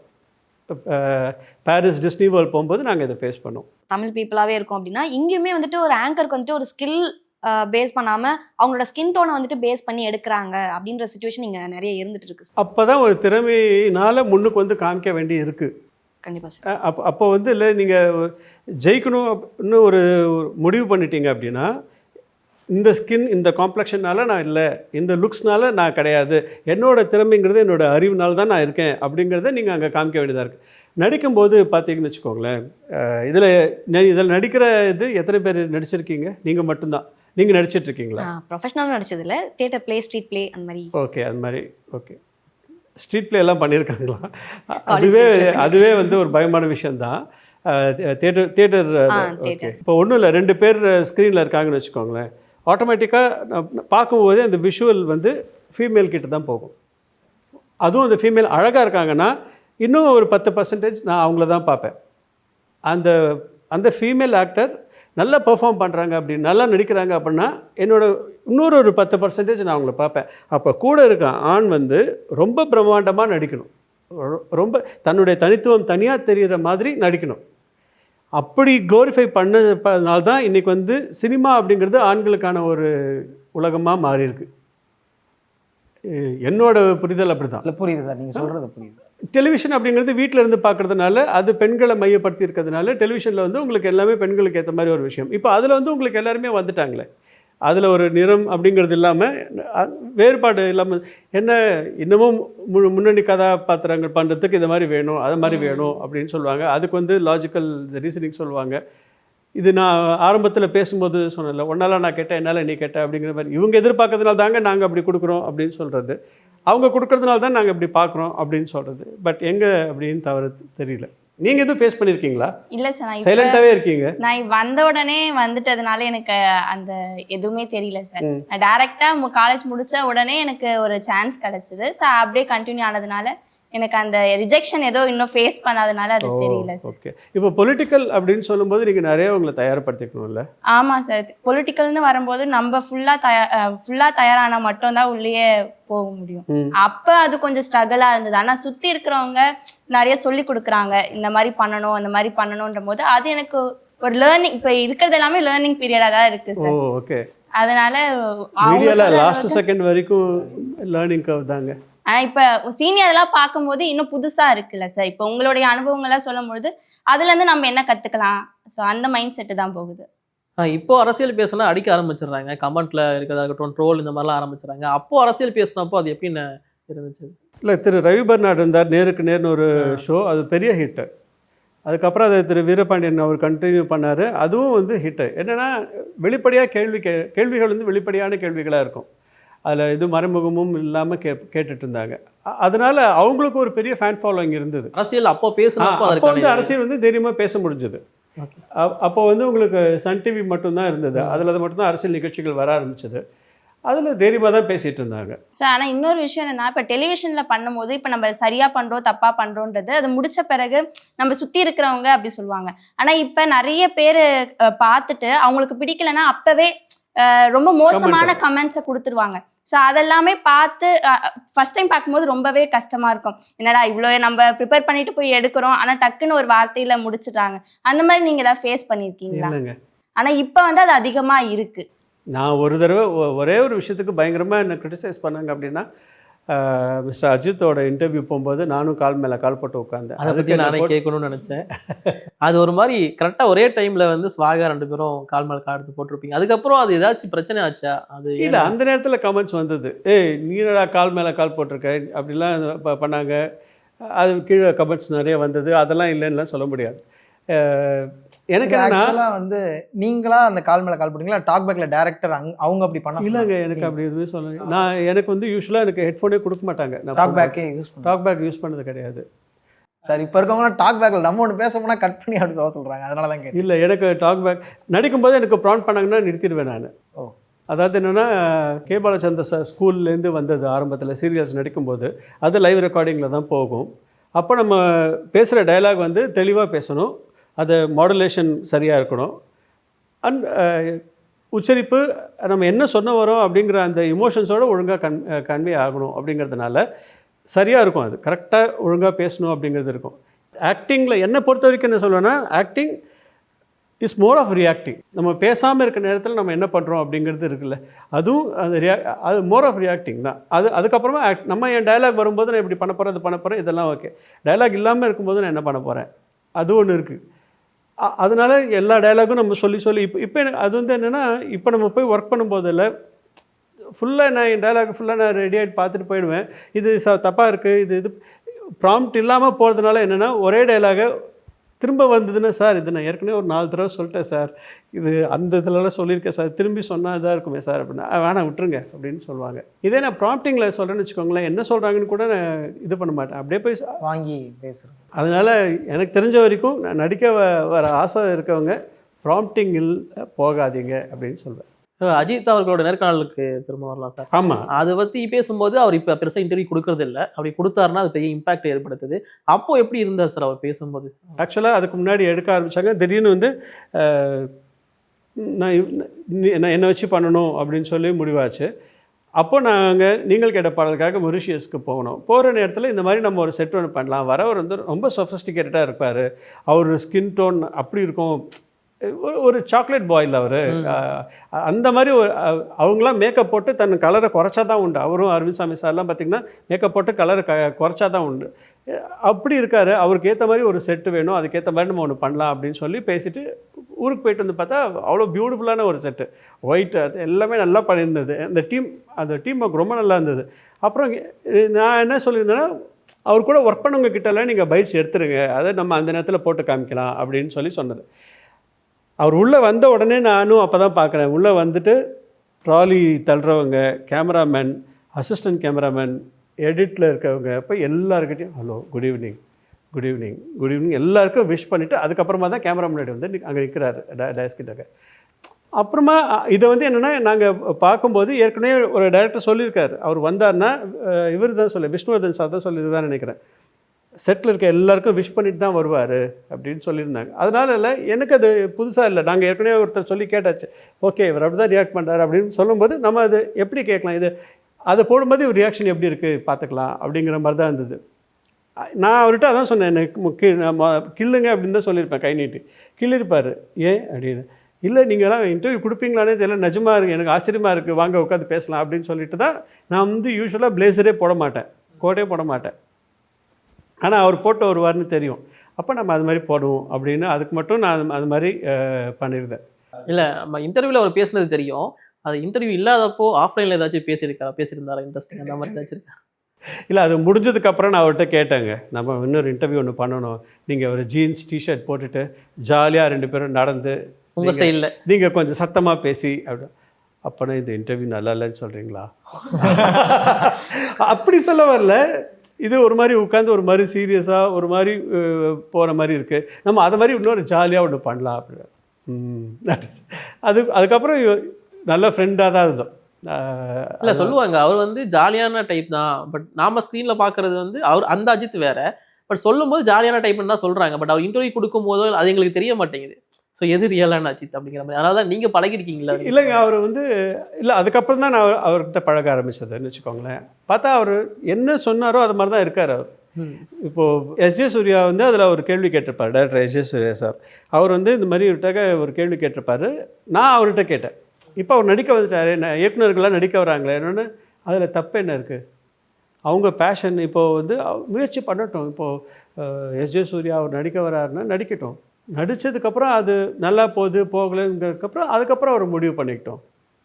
அவரோட பேஷன் எதுக்கு விடணும் அப்படின்னா, அவரோட அப்படி சொன்னவரோட பேஷன் கார் ரேசிங், இன்னமும் விடாமல் பண்ணிகிட்ருக்காருல அதையும். ஆமாம். ஸோ ரெண்டுத்துக்கும் பேலன்ஸ் பண்ணி பண்ணிகிட்ருக்காரு அப்படின்னு சொல்லும்போது, அவர் தன்னோட லைஃப் ஸ்டைல் எப்படி இருக்கோ அதை தான் அங்கே சொல்லியிருக்காரு, மாற்றி சொல்லலை. இன்னொருத்தருக்காக நம்ம இன்டர்வியூ கொடுக்குறோம் அப்படிங்கிறதுக்காக மாற்றி சொல்லலை. அதில் வந்து சில ஃபேன்ஸ்லாம் பேசும்போது நான் இப்படி உட்காந்துருக்காருன்னு அப்படி பார்த்துட்டே இருக்கேன், கண்ணில் தண்ணி வருது. இப்படியே உட்காந்துருக்கார், நான் என்ன பண்ணேன் உங்களுக்கெல்லாம், எப்படி எவ்வளோ அஃபெக்ஷன் காமிக்கிறாங்க அப்படின்னு இமோஷனலாக it was literally in tears. Okay, எல்லாருக்குமே அந்த இது இருக்குல்ல, நம்மளை இவ்வளோ பேர் ரசிக்கிறாங்க, இவ்வளோ பார்க்குறாங்க அப்படின்னு சொல்லும்போது அந்த ஒரு அதெல்லாம் தாண்டின ஒரு எதிர்பார்ப்பு ஒன்று இருக்குது. இவங்க எப்போ வந்தாலும் இருக்க ஹீரோ, இந்த ஓப்பனிங் இருக்க ஒரு பெரிய ஹீரோவாக இருக்கார் அப்படின்னு சொல்லும்போதல்ல, அண்ட் டவுன் டு எர்த் இருக்க மாதிரி இருக்கார். அது நீங்கள் நடிக்க முடியாதுங்க. நீங்கள் ரொம்ப நாளைக்கு வந்து பிக் பாஸ் மாதிரி தான், 100 நாளைக்கு ஒருத்தர் வந்து ஒரே மாதிரி நடிக்கலாம் முடியாது. ஏதாவது ஒரு இடத்துல என்னோடய உண்மையான கேரக்டர் என்னங்கிறது வெளியில் வந்துடும். ஸோ அந்த 100 நாளுக்குள்ளே இருக்கிறதே இப்படி இருக்கும்போது, ஒருத்தரோட கெரியர் வந்து 20 வருஷம் 30 வருஷம் இருக்குதுன்னு வச்சுக்கோங்களேன், அப்போ எங்கேயுமே நம்ம வந்து நடிக்க முடியாது. நான் எப்படி இருக்கணும் அப்படி தான் இருக்க முடியும். ஓகே சார், இப்போ வந்து நம்ம ஒரு ஆர்டிஸ்ட்டை நம்ம இன்டர்வியூ பண்ண போகிறோம்னா, ஸோ அவங்க வந்து இன்டர்வியூக்கு முன்னாடி ஆஃப் த கேமரா ஸோ என்னென்ன கொஸ்டின்ஸ்லாம் ப்ரிப்பேர் பண்ணியிருக்கேன் ஒரு வாட்டி காட்டிடுங்க அப்படிம்பாங்க. நம்ம தான் இல்லை இது வேண்டாமே, இது வேண்டாம், இது கேட்க வேண்டாம், இதை இப்படி கேளுங்க அப்படிங்கிற மாதிரி சொல்லுவாங்க. ஷோ ப்ரொடியூசர் சைடுமே அவங்க ஃபோர்ஸ் பண்ணுவாங்க, இல்லை இதெல்லாம் கேட்காதீங்க வேண்டாம் அப்படின்னு சொல்லி. இது மாதிரி நீங்கள் இருக்க பீரியடில் கொஸ்டின்ஸ் அவங்க கேட்பாங்களா ஆர்டிஸ்ட் யார்? இப்போ ரஜினி சார்ட்டு நீங்கள் பண்ணியிருக்கீங்க, தலைவர் அஜித் சார் எல்லாரும் கூடயும் பண்ணுறப்ப அவங்க இந்த மாதிரி என்னென்ன கேட்க போகிறீங்க அப்படின்னு யாரும் கேட்டதில்லை. இன்னொன்று எனக்கும் நான் என்னென்ன கேள்வி கேட்க போகிறேன்னு எனக்கும் தெரியாது. ஸோ நீங்கள் செட்டுக்கு வந்து பேசிக்காக வந்து இப்போ நீங்கள் அந்த ஒரு படம் வந்திருக்குன்னா அந்த படத்தை பற்றி மட்டும் இது நண்பன் படம் எடுக்கணும் வாங்குற மாதிரி இருந்தது. அப்புறம் சன் டிவியில் வாங்கலை, விஜய் டிவி வாங்கிட்டாங்க அது. அப்போது என்னென்னா அந்த இன்டர்வியூ எல்லாரும் இருந்தாங்க, எடுத்தோம். அப்போது ரிலீஸ் ஆனதுக்கப்புறம் அந்த படம் ஷூட்டிங் நடக்குது. அன்றைக்கி காலையில் ரிலீஸ் ஆகிடுச்சு, அன்றைக்கி தான் ஷூட் நடக்குது. அப்போது எஸ்.ஜே. சூர்யா சார்ட்ட, சார் நீங்கள் இந்த படத்தில் என்ன சார் பண்ணியிருக்கீங்க அப்படின்னு சும்மாவது கேட்டேன். ஆக்ட் பண்ணியிருக்காரு அப்படின்னு. என்னவா சார் படம் பார்க்கல நீங்கள்? சார் என்ன சார் இவர் படமே பார்க்கல, எப்படி சார் பண்ணுவார் அப்படின்னாரு. சங்கர் சார்கிட்ட போய், சார் அவர்கிட்ட நான் வந்து எந்திரன் ஆரம்பிக்கிறதுக்கு முன்னாடி ஒரு 5 நிமிஷம் நான் சொன்னேன், இந்த இது இப்படின்னு சொன்னேன். அதை வச்சு அவர் தலைவரோட இன்டர்வியூ 1.5 மணி நேரம் பண்ணிட்டார். நீங்கள் அதை பற்றிலாம் ஒன்றும் யோசிக்காதீங்க, விஜய் சாதி பார்த்துப்பார் அப்படி. அந்த ஒரு நம்பிக்கை என் மேலே இருந்தது எல்லாருக்கும். இன்னொன்று என்னென்னா, எனக்கு வந்து ஐ பில்ட் கான்வர்சேஷன். அவங்க பேசுறதை வச்சு நான் கான்வர்சேஷன் பில்ட் பண்ணுவேன். இப்போ வந்து உங்களுக்கு பிடிச்ச ஊர் ஏதாவது சொல்லு. நீங்கள் இப்போ சமீபத்தில் போன ஊர் என்ன அப்படின்னு, நிஜமாவே எந்த ஊர் போனீங்க? வீட்டுக்கு திருச்சிக்கு தான் சார் போயிட்டு வந்தேன். என்னோட நேட்டிக்கு தான் அதிகமாக ட்ராவல் பண்ணுறது. உங்களுக்கு பிடிச்ச நிறம் என்ன? எனக்கு பிடிச்சது என்னடா அவன் சம்மந்தம் இல்லாமல் கேள்வி கேட்குறானே. ஊருக்கு போயிட்டு வந்தேன்னா அதை பற்றி பேச மாட்டேங்கிறான். எதுக்கு ஊருக்கு போனீங்க, நீங்கள் போகும்போது ஊரில் எப்படி ரிசீவ் பண்ணாங்க, அதை பற்றி நான் தொடர்ந்து அந்த கான்வர்சேஷன் போயிருந்தேன்னா அப்போ நீங்கள் சொல்கிறத நான் வாங்கிட்டு பேசுகிறேன். அப்படி இல்லாமல் நான் பாட்டுக்கு என் மைண்டில் ஒரு 10 கேள்வியை வச்சுட்டு அந்த கேள்வியை கேட்டுன்னு வச்சுக்கோங்களேன், சம்மந்தமே இல்லாமல் தான் இருக்கும். ஸோ அவங்க டெலிவர் பண்ணுறதுலேருந்து அதுலேருந்து நீங்கள் கொஸ்டின்ஸாக கேட்டிருக்கீங்க. என் மைண்டில் ஒரு 4-5 கேள்விகள் இருக்கும், முன்னாடி நாங்கள் பேசிப்போம் அது. ஆனாலும் சமயத்தில் அவங்க சொல்கிற விஷயம் வந்து நம்ம எதிர்பார்க்காம ரொம்ப சுவாரஸ்யமாக இருக்கும். அதில் பற்றி இன்னும் கொஞ்சம் பேசுவோமே அப்படின்னு சொல்லிட்டு அதை பற்றி பேசுறது. ஆனால் அப்போலாம் கான்வர்சேஷன் பில்ட் பண்ணுறது தான் ஒரு இதுவாக இருந்துச்சு இன்டர்வியூ அப்படிங்கிறது. இப்போ கான்ட்ரவர்சி வேணும் அப்படிங்கிறது மட்டும் தான் இன்டர்வியூவாக இருக்குது. ஸோ இதை எப்படி பார்க்குறீங்க நீங்கள்? ஏன்னா அப்போ நீங்கள் எப்படி பார்க்குறீங்க? நீங்கள் இல்லை ஒரு வியூவராக சொல்லுங்களேன். இப்போ நீங்கள் கான்ட்ரவர்சியாக இருந்தால், நீங்கள் இப்போ எந்த ஒரு இன்டர்வியூவாக இருந்தாலும் நல்லா இருந்தாலும் அது கிளிக் பை டேக் இல்லாமல் யூடியூப்பில் வருதா? இல்லை அப்புறம் வச்சுதான் ஆகணும். ஸோ அதை தான் நான் கேட்குறேன். வச்சுதான் ஆகணும்னு சொல்கிறேன். நான் கேட்டேன், என்னால நீ கேட்டுன்ற மாதிரி thumbnail இதுதான் ஒரு குண்டத்துக்கு போட திருப்பி அந்த குண்டத்துக்கு மேலே போகிற மாதிரி உங்கள்கிட்ட அப்படியே அவன்கிட்ட மாற்றி விட்டீங்க. கிளிக் பை டேகை வச்சு கேள்வி கேட்குறேன். நீங்களே எப்படி நீங்கள் வந்து இந்த கேள்வி கேட்கலாம்? நான் கேள்வியாக கேட்கல, இதை நீங்கள் எப்படி பார்க்குறீங்கன்னு தான் கேட்குறேன். ஏன்னா அப்போ இருந்தப்போ கான்வர்சேஷன் பில்ட் பண்ணுறது அந்த கதையை தெரிஞ்சுக்கணும் அப்படிங்கிறத நாம் ஆசைப்படுவோம். பட் இப்போது கான்ட்ரவர்சி தான் அப்படிங்கிறதா. அப்போ என்னென்னா, இப்போது நான் மணிரத்னம் சாரோட இன்டர்வியூ பண்ணியிருக்கேங்க. திரும்பி எனக்கு அவரோட இன்டர்வியூ என்றைக்கு பண்ணுவேன்னு எனக்கு தெரியாது. அது மாதிரி ஒரு சூழல் இருக்கும்போது நம்ம வந்து அப்போ அந்த நேரத்தில் அவர்கிட்ட என்னெல்லாம் கேள்வி கேட்கணும். இப்போ கண்டிப்பாக நீங்கள் ஒரு 4 பேர் வந்து மணிரத்னம் சாரை பார்த்தா அவங்க 4 பேர்கிட்டையும் 2 கொஸ்டினாவது கேட்கறதுக்கு இருக்கும். அந்த 2 கொஸ்டினில் நான் ஒரு 3 கொஸ்டின் நாங்கள் கேட்டிருந்தா கூட, நம்ம சார்பாக அவன் கேட்டான் பார், நான் உங்களோட ஆளாவேன். எப்போவுமே எனக்கு வந்து பப்ளிக்கோட ஆளாக ரெப்ரசன்டேட்டிவாக தான் இருக்கணும்னு ஆசைப்படுவேன். நான் வந்து என்ன ப்ரூவ் பண்ணு சார், நீங்கள் நல்லா எடுத்திருக்கீங்க சார், இந்த படம் ரொம்ப நல்லா இருந்தது சார் அப்படின்னு சொன்னேன்னா, இவன் சான்ஸுக்கு ட்ரை பண்ணுறானோ. நான் இது வரைக்கும் நான் இன்டர்வியூ பண்ண எந்த டைரக்டர்கிட்டையுமே நான் சான்ஸ் கேட்டதில்லை, யார்கிட்டுமே கேட்டது கிடையாது. ஏன்னா நான் கேட்குற கேள்விகள் அது மாதிரி சமயத்தில் இதாக இருக்கும். அவங்ககிட்டே போய் நம்ம சான்ஸ் கேட்க முடியாது. அதனால் அது பேலன்ஸ் பண்ணணும் அப்படின்னு பார்த்தீங்கன்னா இப்படி தான் போக வேண்டியதாக இருக்கும். நான் அவர்கிட்டே கேட்டிருக்கேன், சார் நீங்கள் வந்து அதிகமாக பேச மாட்டீங்க அப்படின்னு சொல்லுவாங்க. நீங்கள் ஆனால் அப்படியா ஓவராக பேசிட்டனோ, உடலுடன் பேசிட்டனோ, இப்படிலாம் பேசுகிறாரு அவர். ஸோ அது வந்து என்ன சார் இப்படி பேசுறீங்க அப்படின்னு நம்ம என்ஜாய் பண்ணுறதை அப்படியே காமிச்சிட்டோன்னு வச்சுக்கோங்களேன். அது வந்து எதுவுமே பொய்யா இருக்காது. நாமளும் உண்மையாக இருக்கலாம், அவங்களும் இது நேரம். இப்போ நீங்கள் இது சொல்கிறீங்க, அரசியல் இது பண்ணுறீங்கிறீங்க. பேசிக்காக எத்தனை டைப் ஆஃப் கொஸ்டின்ஸ் இருக்குது? ஒவ்வொரு சுச்சுவேஷன் இப்போ கரண்ட்டாக என்ன போயிட்டுருக்கு, இல்லை ஏதாவது ஒரு இன்சிடென்ட்ஸ் வச்சு அதை பேஸ் பண்ணி இப்போ நாங்கள் ஃபுல்லாக அதை ரிசர்ச் நான் அப்படிலாம் கேட்கல. கொஸ்டினிங் அப்படின்னு சொல்லும்போது எந்த மாதிரி கொஸ்டின்ஸ் இருக்குது?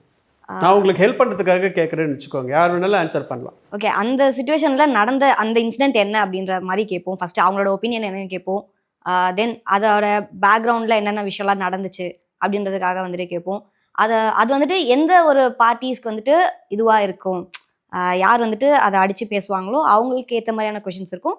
தென் அதை சப்போர்ட் பண்ணி அதை இல்லை இது இப்படி தான் அப்படின்ற மாதிரியான கோட் பண்ணி பேசுகிறவங்களோட கொஷின்ஸ். ஸோ அதை பேஸ் பண்ண மாதிரி மாறும். ஸோ அந்தந்த இன்சிடென்ட்ஸ்க்கு ஏற்ற மாதிரி அது. நீங்கள் சொல்லுங்கள், கொஸ்டினிங் அப்படின்னு சொன்னால் எந்த மாதிரியான?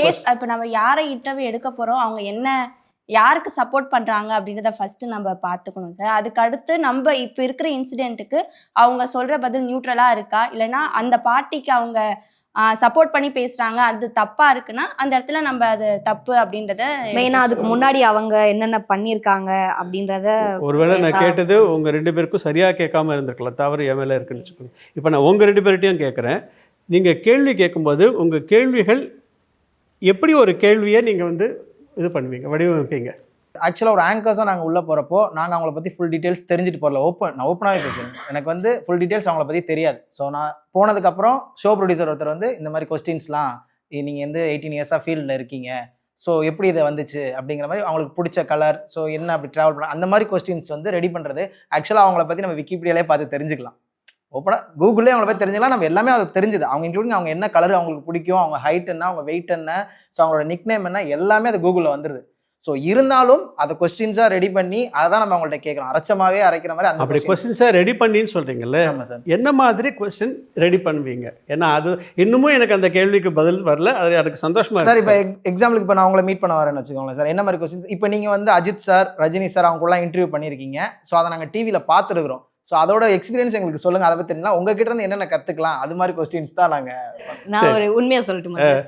நீங்க எனக்கு ஜேர்னலிசம் படிச்சது சொன்னீங்களா, சொல்லுங்க. பொலிட்டிக்கல் ஜேர்னலிசம் அப்படின்னு இல்லை, நீங்கள் எப்படி ஃப்ரேம் பண்ணுவீங்க, கொஸ்டின்ஸை ஃப்ரேம் பண்ணுவீங்க அப்படின்னு சொல்லிட்டு எனக்கு வந்துட்டு உண்மையாக வந்துட்டு நாங்கள் 2K கிட்ஸ் சத்தியமாக உங்கள் ஷோ நாங்கள் பார்த்ததே இல்லை. பட் ஆனால் கேள்விப்பட்டிருக்கோம், பார்த்துருக்கோம். ஓகே, யூடியூப்ல இருக்குமா அந்த மாதிரி ஓகே, உங்கள் ஃபேஸ்லாம் வந்துட்டு தெரியும். நான் வந்துட்டு இவங்களாம் வந்துட்டு விக்கிபீடியா இல்லை ஆர்டிகல்ஸ் எடுத்து உங்கள் காலகட்டத்தில் நியூஸ் பேப்பர்ஸ் பார்த்துருப்பீங்க, இவங்களாம் விக்கிபீடியா இல்லை ஏதாவது கூகுள் சோஷியல் மீடியா. எங்களுக்கு அந்த பிரச்சனை இல்லை. ChatGPT போயிட்டு ஹூ இஸ் ஆங்கர் விஜயசாரதி அப்படின்னு லைனாக வந்துருச்சு சார். நீங்கள் கொடுத்த இன்டர்வியூஸ்ல இருந்தே எல்லா பைட்ஸும் வந்துருச்சு. அதில் ஒரு கொஷின் வந்துட்டு ஏஐ கொடுத்தது, நான் அது உங்ககிட்ட கேட்குறேன். ஃபியூச்சரில் AI and virtual anchors rice ஆகும்போது ஹியூமன் ஆங்கர்ஸ் என்ன யூனிக் குவாலிட்டிஸ் ஃபோக்கஸ் பண்ண வேணும் to stay relevant in the field? Okay, அதாவது இந்த ஃபீல்டில் ரெலவெண்ட்டாக நம்ம ஸ்டே பண்ணணும் அப்படின்னா, அதாவது ஏஐ வந்துட்டு ரீப்ளேஸ் பண்ணும், அதாவது எங்கள் ஃபீல்டை வந்துட்டு ரீப்ளேஸ் பண்ணுச்சுன்னா எந்த அளவுக்கு நாங்கள் வந்துட்டு ஒரு யூனிக் ஏஐயால யோசிக்க மட்டும்தான் முடியும், யோசிக்க முடியும். ஏற்கனவே நான் ஒரு விஷயத்த சொல்லியிருந்தேன்னா, இல்லை ஏற்கனவே நீங்கள் பேசுனது, இவர் பேசுனது, இந்த விஷயங்கள் எல்லாத்தையும் கொலாபரேட் பண்ணி அதுலேருந்து நமக்கு ஒரு விஷயத்தை கொடுக்க முடியும். அதுக்கு புதுசாக சிந்திக்க முடியுமானா அந்த இருக்கிற அந்த 10 விஷயங்கள் 15 விஷயங்களுக்குள்ளே தான் யோசித்து அதுவாக ஒரு கேரக்டர் ஸ்டடின்னு ஒன்று டிசைன் பண்ணி அதோட அல்கோரிதம்க்கு ஏற்ற மாதிரி நமக்கு அது சொல்ல முடியும். ஆனால் ஒரு தனிப்பட்ட மனிதனா, 6 அறிவுப்பட்ட இருக்கக்கூடிய ஒரு மனிதனா என்னால் புதுசாக சிந்திக்க முடியும். ஏஐ சிந்திக்காததை என்னால் சிந்திக்க முடியும். நீங்கள் சொல்லுங்கள், கேள்விகளை எப்படி வடிவமைப்பீங்க? என்னோட டிஃபால்ட்டாக 5 கொஸ்டின் நான் வச்சிருப்பேன். ஒருத்தர்கிட்ட எடுக்க போகிறேன் அப்படின்னா, பட் நான் அதே நான் கேட்பேன்னு எனக்கு தெரியாது. அவர் ஒன்று பேசியிருப்பாரு, நான் அதிலிருந்து அடுத்த கொஸ்டின் என்னங்கிறது நான் வந்து டெவலப் பண்ணிப்பேன். ஸோ எனக்கு அஸ் ஷோ ப்ரொடியூசராக இருக்கா அப்படிங்கிறதுனால ஸோ எனக்கு தம்ப்நெயில் என்ன வைக்கணும் அப்படின்னு அவர்கிட்ட நான் வாங்க ட்ரை பண்ணுவேன். ஸோ அதனால் நான் அவர் பேசுறதுலேருந்து நான் அவர் திரும்ப ஏதாச்சும் ஒரு கேள்வி எடுத்து திரும்ப நான் அவர்கிட்ட கேட்டுட்டு இருப்பேன். பட் நான் ஃபிக்ஸ் பண்ண 5 கேள்வி அப்படிங்கிறதும் நான் கம்ப்ளீட் பண்ணிடுவேன். நான் இப்போ 4 பேருமே நான் கேட்ட கேள்விக்கு சார் பதில் சொல்லலை, சரியா? 10 out of 0 சார். என்னோட 10 out of 0 போட்டு எல்லாத்தையும் அனுப்பிச்சு விட்ருங்க sir. 10 out of 0வா? 0 out of 10? Sorry sir, ஏதோ ஓகே 0 out of 10. ஓகே, அப்படி கூட அவர் முன்னாடி இல்லை. அதாவது எப்படின்னா சார் கொஸ்டின்ஸ் அப்படிங்கிறது வந்து முதல்ல ஒரு question yes or no question. Sir நீங்கள் வந்து இப்போது உதாரணத்துக்கு நீங்கள் வந்து இந்த படத்தில் நடிக்கும் பொழுது இந்த இயக்குனரோட உங்களுக்கு கருத்து வேறுபாடு ஏற்பட்டுதா? ஆமான்னு தான் சொல்ல முடியும், இல்லைன்னு தான் சொல்ல முடியும். எஸ் ஆர் நோ கொஸ்டின் அப்படிங்கிறது இருக்குது. இல்லை உதாரணத்துக்கு நீங்களும் இந்த இயக்குனரும் சேர்ந்து அடுத்த ஒரு படம் நடிக்க போகிறீங்களான்னு ஆமாங்க. ஸோ இது வந்து ஃபஸ்ட்டு வந்து எஸ் ஆர் நோ கொஸ்டின் அப்படிங்கிறது. இதை நீங்கள் ஆரம்பத்துக்கு யூஸ் பண்ணிக்கலாம். ஸோ இது அவங்கள கம்ஃபர்டபுளாக ஒருத்தங்களை ஃபீல் பண்ண வைக்கிறதுக்கு இது மாதிரி எஸ் ஆர் நோ கொஸ்டின்ஸை நம்ம யூஸ் பண்ணோன்னா அவங்க சின்ன ஆன்சராக சொல்லிவிட்டு அப்படியே செட்டில் ஆவாங்க. அதுக்கப்புறமா பார்த்திங்கன்னா பெனிஃபிட் டாக் கொஸ்டின்ஸ் அப்படின்னு ஒன்று இருக்குது. இப்போ நான் ஒரு கேள்வி ஒன்று கேட்குறேன், அந்த கேள்வி கேட்குறது வந்து அதுக்கு பின்னாடி நான் கேட்க போகிற இன்னொரு கேள்விக்கான ஒரு முன்கேள்வி, ஓகேவா? நீங்கள் வந்து உங்களுக்கு பிடிச்ச நீங்கள் ஸ்கூலில் படிக்கும்போது எந்த கேம்ஸ்லலாம் நீங்கள் வந்து அவார்டு வின் பண்ணியிருக்கீங்க? உங்களை கேட்குறேன். நான் கபடி. எத்தனை அவார்ட்ஸ் வின் பண்ணி? அவார்டு அவ்வளோதான், ஒன்று தான். அப்புறம் எந்த இதில் வந்து நீங்கள் இப்போ இன்றைக்கி கபடியை பற்றி பேசுகிறீங்க? கபடியை பற்றி நான் பேசுறதுக்கு நீங்கள் வந்து உங்களை பற்றி நான் இதாக பண்ணுங்க, பெருசாக வின் பண்ணல அப்படின்னு சொல்கிறீங்க. அப்படி நான் வந்து பெருசாக நான் ஒரு துறையில் ஜெயிக்காத ஒருத்தரை சொல்கிறத நான் ஏன் கேட்கணும்? இதுதான் என்னோட பெனிஃபிட் கொஸ்டின். நான் அது வந்து கேள்விக்காக தான் உதாரணத்துக்கு தான் கேட்டேன் தவிர உங்களை இது பண்ணுறதுக்காக கேட்கல. ஸோ இது பெனிஃபிட் கொஸ்டின் அப்படின்னு சொல்லுவாங்க. இது மாதிரி எல்லாமே எஸ் ஆர் நோ கொஸ்டின். சில பேர் இப்போ என்ன தெரியுமா பண்ணுறாங்க, கேள்வி கேட்குறதுங்கிறது என்ன ஆச்சுன்னா, சார் நீங்கள் வந்து ஒரு படத்தில் வரீங்க, அந்த படத்தில் காட்சி வந்து இப்படி இருக்குது, அந்த காட்சியில் நீங்கள் எடுக்கும் பொழுது அங்கேருந்து இன்னொரு கதாபாத்திரம் வந்து இந்த டயலாக் இப்படி சொல்கிறாங்க, அதுக்கு வந்து கேமரா இங்கேருந்து அவங்களுக்கு ஜூம் போகுது, இந்த ஜூம் போகிற நேரத்தில் இந்த ரியாக்ஷன் அப்படி கட் பண்ணி போட்டிருக்கீங்க, இது எதுக்காக பண்ணியிருக்கீங்க? இதுக்கு ஒரு அப்போ அவர் என்னங்க சொல்வார்? டீகோடிங் அப்படின்னு வச்சிருக்காங்க. அது டீகோடிங் சொல்லிட்டு நான் வந்து என்னோட புலமையை நான் காமிக்கிறதுக்காக வரேன்னா, வந்திருக்க கெஸ்ட்டோட திறமையை நான் மக்கள்கிட்ட பறைசாட்டுறதுக்காக நான் பேட்டி எடுக்கிறேன்னா. ஓகே, புரியுது. அது மாறி இருக்கு இன்றைக்கி. அப்போ நாங்கள் என்ன பண்ணோன்னா, வந்திருக்க கெஸ்ட்டு தான் நாங்கள் இம்பார்ட்டன்ஸ் கொடுப்போம். இப்போ நீங்கள் கேட்ட பாடல்லையே நான் வந்து யார் வேணாலும் இருக்கலாம். ஒரு மகாபலிபுரமில் இருக்கும், இல்லை கரூரில் எடுக்கிறோம், இல்லை கன்னியாகுமரி, இல்லை மும்பை, எந்த ஊரில் இருந்தாலும் அந்த வாரம் நான் வந்து அதுக்கு அந்த ஷோக்கு சிம்பிளாக தாங்க ட்ரெஸ் பண்ணுவேன். ஏன்னா வரவங்க வந்து நல்லா அவங்க பளிச்சுன்னு வராங்களா, அவங்க நல்லா பளிச்சுன்னு தெரியணும் அப்படிங்கிறதுக்காக நான் சாதாரண டிஷர்ட் தான் போட்டிருப்பேன். என்னோட ட்ரெஸ் கோடே டிஷர்ட். ஏன்னா கண்ணாடி மட்டும் நான் அது நடக்கும்போது மாற்றிட்டு போவேன். ஷர்ட்ஸ் சிம்பிளாக தான் இருக்கும், அதில் ஜாஸ்தியாக ட்ரெஸ் பண்ண மாட்டேன். ஏன்னா வரவங்களோட ஷோ அது, வரவங்க அது ஹீரோயின். அந்த ஷோ வந்துச்சு, அவங்க ரீச் ஆகிட்டாங்க அப்படின்னா அடுத்து ஒரு 10 நாளைக்கு இல்லை ஒரு மாதத்துக்கு அந்த ஏரியாவில் அவங்க தான் ஒன்று சன் டிவியில் பார்த்தேன்னு எல்லாம் பேச போகிறாங்க. ஸோ அவங்களுக்கு முக்கியத்துவம் கொடுக்குற மாதிரி இன்றைக்கி எத்தனை ஆங்கர்ஸ் இருக்காங்க அப்படின்னு பார்க்கணும். வர கெஸ்ட்டு நம்ம ஆனர் பண்ணுறோமா, வர கெஸ்ட்டுக்கு நீங்கள் ஆரம்பத்தில் கேட்டிங்களே இப்போ கேள்விகள்லாம் எப்படி இருக்குது அப்படின்னு சொல்லி, என்னுடைய புலமையை காமிக்கிறதுக்காக நான் கெஸ்ட்டை கூப்பிட்டு உட்கார வைக்கிற மாதிரி தான் இருக்கே தவிர, இப்போ நான் ஏற்கனவே நான் வந்து இப்போ நீங்கள் அரசியல் இது பார்த்தீங்கன்னா ஏற்கனவே நான் வந்து ஒரு தீர்மானத்துக்கு வந்துட்டேன். நான் இந்த கட்சி தான் ஜெயிக்கும், இந்த கட்சி தான் கூட்டணியில் வரப்போகிறாங்க, இவங்க வந்து சேர போகிறாங்க கூட்டணி. அதை நான் உங்ககிட்டேருந்து எதிர்பார்த்து தான் என் கேள்விகளை நான் வைக்கிறேன். நீங்கள் என்ன யோசிக்கிறீங்க அப்படிங்கிறத நான் கேட்கல. அப்போது பெரிய தவறு அப்படிங்கிறது வந்து கேள்வி கேட்குறவங்க கிட்ட இந்த இடத்துல இருக்குது அப்படிங்கிறது நான் என்னோட இது மாற்று கருத்து இருந்தால் நீங்கள் சொல்லலாம். சார் மாற்று கருத்துனோட இல்லை. ஸோ நீங்கள் சொல்கிறது எங்களுக்கு நல்லாவே புரியுது. ஸோ ஒரு வந்து எஸ்ஆர் நோ கொஸ்டின், அதுக்கடுத்து பெனிஃபிட் ஆஃப் கொஸ்டின்ஸ் இந்த மாதிரி. ஆனால் இப்போதைக்கு அது கிடையாது. ஸோ அதை மாற்றிக்கே அடுத்தடுத்ததில் நாங்கள் கண்டிப்பாக ஸ்லோவாக ப்ராக்டிஸ் பண்ணிங்கன்னா உங்களுக்கு அது வரும். இல்லை கண்டிப்பாக சார். இப்போ எங்களுக்கு உங்களை இன்றைக்கி நான் மீட் பண்ணலன்னா இது எனக்கு தெரிஞ்சிருக்காது. உண்மையாகவே இது எனக்கு தெரிஞ்சுக்காது. இப்போ வந்து ஒரு ஈவெண்ட்டுன்னு நாங்கள் எடுத்துக்கிட்டோம்னா, ஒரு ஈவெண்ட்டுக்கு போகிறோன்னா ஏதோ அந்த கொஸ்டின் ஷோ ப்ரொடியூசர் ரெடி பண்ணுவார், இதை கேட்டோமா இப்போ 1 hour ஷூட்டா, சரி 1 hour இதை பற்றி உங்களுக்கு கேட்போம், கண்டென்ட் வந்துச்சுன்னா ஓகே, கண்டென்ட் இல்லைனா இப்போ அப்படிங்கிற மாதிரி தான் தாட்டில் எல்லாருமே ஓடுறோம். ஸோ ஆனால் இப்போ நீங்கள் சொன்னதுக்கப்புறம் இவ்வளோ விஷயங்கள் எஸ்ஆர் நோ இருக்குது, பெனிஃபிட் ஆஃப் கொஸ்டின்ஸ் இருக்குது. எனக்கு இதை நான் சேல்ஸில் இருந்த போது எனக்கு கற்றுக் கொடுத்தாங்க. நான் அதை அப்படியே இங்கே நான் இன்டர்வியூஸ் பண்ணும்போது யூஸ் பண்ண ஆரம்பிச்சேன். கற்றுக்கிறது எங்களுக்கு கற்றுக்கிட்டு தான் ஆகணும், வேறு வழி. ஆமாங்க. இன்றைக்கி வந்து சுரேஷ் அத்தனை வருஷமாக இருந்துகிட்ருக்கார், நீயா நானா கோபி இத்தனை வருஷமாக பண்ணிகிட்ருக்காங்க. ஏன்னா அவங்க எடுக்கிற ஒவ்வொரு டாப்பிக்கும் வேறு வேறையாக இருக்கிறதுனால அவங்களால புதுசாக யோசித்து அந்த ஒரு தலைப்புக்குள்ளே பயணிக்க முடியுது, நிறைய விஷயங்களை பேச முடியுது. ஒரே விஷயமா இருந்ததுன்னு வச்சு, இப்போ நான் வந்து நிறைய ஊர்களுக்கு போனதுனால நான் சொல்கிற விஷயங்கள் வேறு வேறையாக இருக்கும். இப்போ எனக்கு இப்போ இங்கேருந்து நான் பாரிஸுக்கு போகும்போது நெப்போலியன் போனபார்ட்டை பற்றி பேசுகிற மாதிரி இருக்கும், ஈஃபில் டவரை பற்றி பேசுவோம். நம்ம அதே இங்கே தாஜ்மஹாலுக்கு வந்தோன்னா அவங்கள பற்றி பேச மாட்டோம். நம்ம அங்கே இருக்கக்கூடிய விஷயங்களை பற்றி, இந்த மார்பிளில் பாருங்கள், அங்கே போனால் கூட இங்கே வச்சுருக்க மார்பிளில் சுரண்டி எடுத்துகிட்டு போகிறாங்க பாருங்கன்னு நான் சொல்லியிருக்கேன். நான் அதை அங்கே சின்ன சின்ன ஜெம்ஸ் அதில் வச்சுருப்பாங்க, அதெல்லாம் எடுத்துகிட்டு போகிறாங்க பாருங்கள் அப்படின்னு சொல்லி நான் அதை சொல்லியிருக்கேன். அங்கே இருக்கிறது. அப்போ நம்ம பேசுகிற விஷயங்கள் மாறுறதுனால தான் ஒருத்தங்களுக்கு வந்து அந்த நிகழ்ச்சியை சுவாரஸ்யம் குறையாமல் பார்க்குறாங்க. அப்போ நாம் சொல்கிற விஷயங்களே வந்து மாறணும். எனக்கு நானே புதுசாக இருக்கணும், என்னென்னே புதுப்பிச்சுக்கிட்டே இருந்தால் தான் மீடியாவில் இருக்க முடியும். என்னங்க சூப்பர் ஸ்டார் இருக்கார், அவர் பாடி லாங்குவேஜில் அப்படி இப்படி அவரே சொல்லியிருக்காரு, எட்ரா வண்டியை விட்ரா இது அப்படி பேசுகிற ஒரு ஆள் ஜெயிலர் படத்தில் வெறும் இப்படி ரெஸ்ட்ரிக்டட் மூவ்மெண்ட்டோடு நடிக்கிறாரு. அவரும் எத்தனை டேரக்டர்ஸ் கூட ஒர்க் பண்ணியிருக்காரு, கேபி சார், பாலுமேந்திரன் சார்னு எல்லா ஜெயன்ஸ் கூட ஒர்க் பண்ணிட்டு வந்திருக்கார். இந்த இடத்துல இப்படி நடிக்கணும் போது அந்த இடத்துல அவர் நடிக்கிறாருல்ல, அதை உள்வாங்கிக்கிட்டு. ஏன்னா இந்த டேரக்டர் நம்மகிட்ட இந்த கதாபாத்திரம் இப்படி இருக்குன்னு சொல்லும்போது அப்போது தலைவா, அப்போ அதுதான் வந்து உண்மையில் நம்ம மீடியாவில் வந்து அவர் தன்னை இன்னொரு பரிமாணத்துக்கு மாற்றிக்கிறார். நான் சீரியலில் ஒன்று நடிக்க போனோம் இப்போ ரீசெண்டாக. அவங்க நடிக்கும்போது என்ன சொல்கிறாங்கன்னா, சார் ஒரு மீட்டர் கூட்டிக்கோங்க சார். மீட்டர், 1 மீட்டர்னால் என்ன அளவு? கொஞ்சோண்டு எண்ணெய் போட்டு கடுகு போட்டு சார் மாதிரி சொல்லியிருக்காங்க போல. சார் ஒரு 1/2 மீட்டர் குறைச்சிக்கலாமா சார்? எது 1/2 மீட்டர்னால் எவ்வளோ குறைக்கிறது? இது புரிய மாட்டேங்குது. ஆனால் அதை புரிஞ்சுட்டு நடிக்கிறாங்க. அது அந்த லாங்குவேஜ் தான் இன்றைக்கி ஓக் அப்படின்னு புரிஞ்சுக்கணும்னு நினைக்கிறேன்.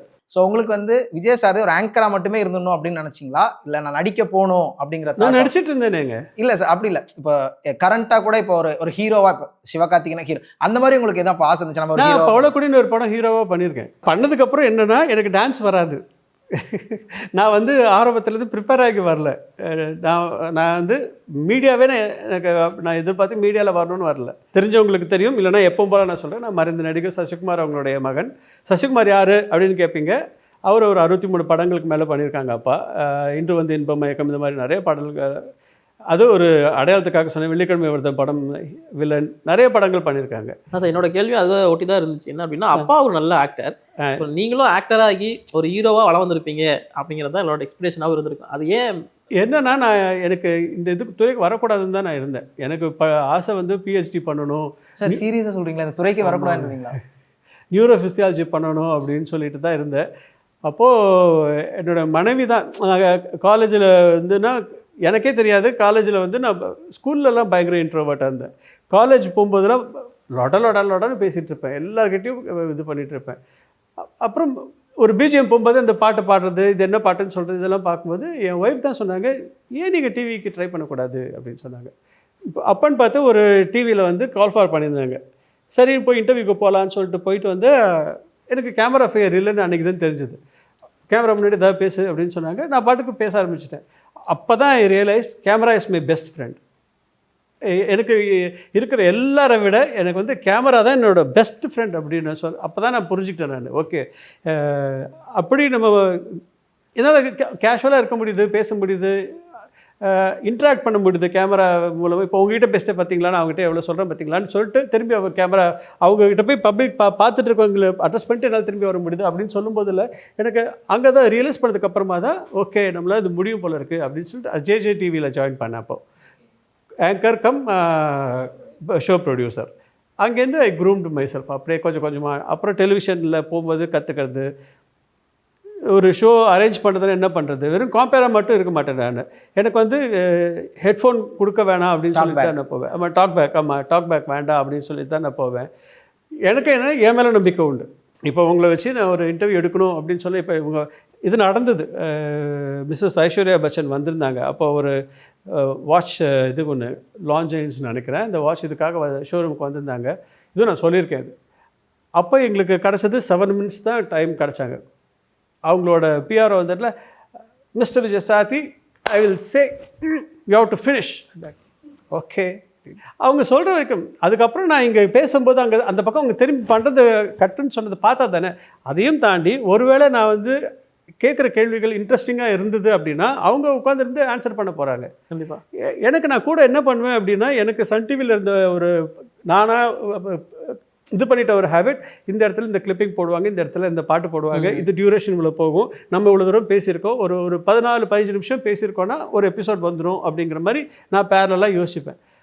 அங்கே போய் உட்காந்து இன்டர்வியூ ஆரம்பித்ததுக்கப்புறம் நானும் ஐஸ்வர்யா பச்சனும் அவங்களும் பேசிகிட்டு இருக்கோம். திரும்ப கூட இல்லை அந்த பக்கம் ஆல்மோஸ்ட் 17 மினிட்ஸ் பேசணும்.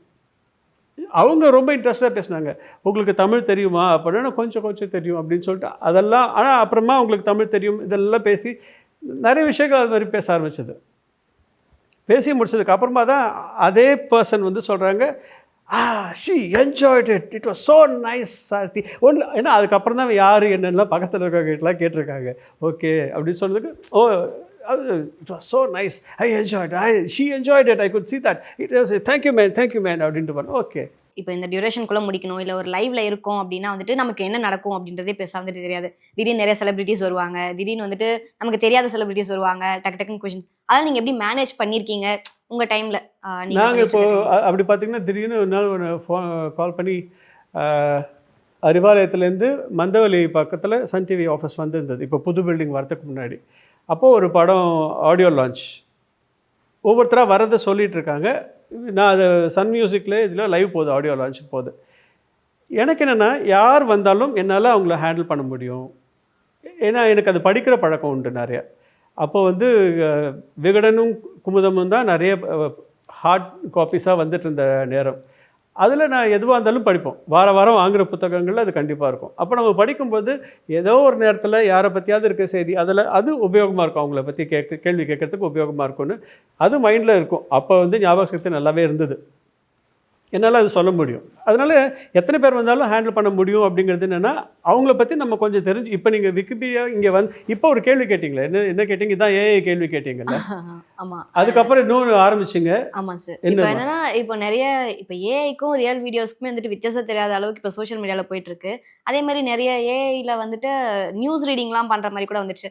ஸோ இது வந்துட்டு இப்போ மோஸ்ட்டாக அப்கமிங்கில் வர ஆங்கர்ஸ் எல்லாருமே வந்துட்டு இப்போ வந்துட்டு இருக்க ஆங்கர்ஸ் எல்லாருமே டிஜிட்டல் பிளாட்ஃபார்மில் இருந்து தான் ஸ்டார்ட் பண்ண வேண்டிய ஒரு சுச்சுவேஷன் இருக்குது. டிஜிட்டல் மீடியாவில் ஒர்க் பண்ணிவிட்டு அதுக்கப்புறம் தான் மெயின் ஸ்ட்ரீம் வந்து வர மாதிரி இருக்குது. ஸோ டிஜிட்டல் மீடியாவே வந்துட்டு ஃபுல்லாக ஏஐ வந்துட்டு நெக்ஸ்ட் ஆங்கர்ஸை ரீப்ளேஸ் பண்ணிடுமோ அப்படின்ற ஒரு தாட்ஸ் வந்துட்டு இருந்துட்டு இருக்குது. இப்போது நாளைக்கு ஒன்றும் இல்லை, எக்ஸ் ஒய், சம் ஒய் 2 பேர் இதில் பீச்சில் ஒன்றா இருக்காங்க அப்படின்னு சொல்லிட்டு ஒரு வீடியோ வருது. அவங்க ஈஸியாக இது நாங்களே இல்லை, இது ஏஐயில் யாரோ பண்ணி போட்டாங்கன்னு சொல்லி போயிட்டே இருக்கலாம், சொல்லலாம்ல. எஸ்கேப் பண்ணுறதுக்கு ஒரு ஏஐ நமக்கு ஒரு ரூட் ஒன்று கொடுக்குது. அதே நேரத்தில் அது பார்க்கும்போதே ஏஐ அப்படின்னு பப்ளிக்குக்கும் தெரியுது, இது ஏஐயில் பண்ணியிருக்காங்க. நம்ம வந்து எல்லாமே கற்றுக் கொடுத்துட்டோம் உங்களுக்கு, வியூவர்ஸ்க்கு எல்லாமே நம்ம கற்றுக் கொடுத்துட்டோம். அவங்க உட்காந்து இப்போ ஒரு சினிமா பார்க்கும்போதே இது ப்ளூ மேட்டில் இது க்ரீன் மேட்டில் எடுத்துருப்பாங்க, இது டூப்டா, இது அவரே இல்லைடா, எல்லாமே அவங்களுக்கு தெரியுது. படம் பார்க்கும்போது எல்லாமே அவங்களுக்கு. ஏன்னா எப்போ நம்ம மேக்கிங் அப்படிங்கிறத காமிக்க ஆரம்பிக்கிறோமோ அங்கேயே முடிஞ்சு போச்சு சினிமா. எனக்கு தெரிஞ்ச வரைக்கும் அது மேக்கிங் அப்படிங்கிற ஒரு விஷயம் வந்து ரகசியமாகவே தான் இருக்க வேண்டிய ஒரு விஷயம் அப்படின்னு நான் சொல்வேன். இன்னைக்கு வரைக்கும் கமல் சார் படம் அபூர்வ சகோதரர்கள், அதில் ஒருத்தர் குள்ளமாகவும் ஒருத்தர் உயரமாகவும் இருக்காங்க. இன்றைக்கு வரைக்கும் அந்த குள்ளமாக இருக்கிறது எப்படி எடுத்தாங்கன்னு தெரியாது. ஆனால் 4-5 டெக்னிக்ஸ் வச்சு எடுத்திருக்காங்க. அது அவர்கிட்ட கேட்கும்போது அவர் சொன்னார், அது 4-5 இது வந்து நாங்கள் ஒவ்வொன்றும் ஒவ்வொரு மாதிரி எடுத்தோம். சிலது ஃபோர்க்ரவுண்டில் வச்சு எடுத்திருப்பாங்க, சிலதுக்கு பள்ளம் தோண்டி எடுத்திருப்பாங்க, நடக்கும்போது முட்டியும் சேர்ந்து நடக்கிற மாதிரி இருக்கும், அந்த நடையை வச்சு தெரியும், சிலது இது மாதிரிலாம் நிறைய பண்ணி எடுத்திருக்காங்க. அப்படிலாம் நம்ம பார்க்கும்போதில் ஒரு விஷயம் ரகசியமாக இருக்கிற வரைக்கும் தான் அது மேலே ஒரு பிரமிப்பு இருந்துகிட்டு இருக்கும். அது வெளிப்படையாக தெரிய ஆரம்பிச்சிச்சுன்னா ஒன்றும் இல்லை, நமக்கு இது பார்க்கும்போது இது ஏஐ தான் அப்படின்னு தெரிஞ்சிருச்சுன்னு வச்சுக்கோங்க. அதுக்கப்புறம் நம்மளோட அதில் இருக்க நம்பகத்தன்மை குறையுது. ஃபஸ்ட்டு திங் நம்பகத்தன்மை குறையுது. ஒரு உயிருள்ள ஒரு மனிதன் அவன் பேசும்போது சொல்லுகிற ஒரு விஷயம் அவனை நம்பலாமா இல்லையா அப்படிங்கிற ஒரு விஷயம் இருக்குது. அப்போ இவன் நம்பலாம் அப்படிங்கிற ஒரு நம்பிக்கை இருக்குது. இதே ஒரு ஏஐ மூலமாக சொல்கிறாங்க அப்படின்னா இது பொய்யாகவும் இருக்கலாம் அப்படிங்கிற ஒரு அதோட நம்பகத்தன்மை அப்படிங்கிறது 50-50 தான் இருக்கே தவிர முழுசாக நம்ப முடியாது. அதனால் கண்டிப்பாக ஏஐ வரும், டஃப்பாக தான் இருக்கும். இருந்தாலும் நாம் அதை விட முன்னுக்கு ஓடணும் அப்படின்னா ஓடிடலாம்.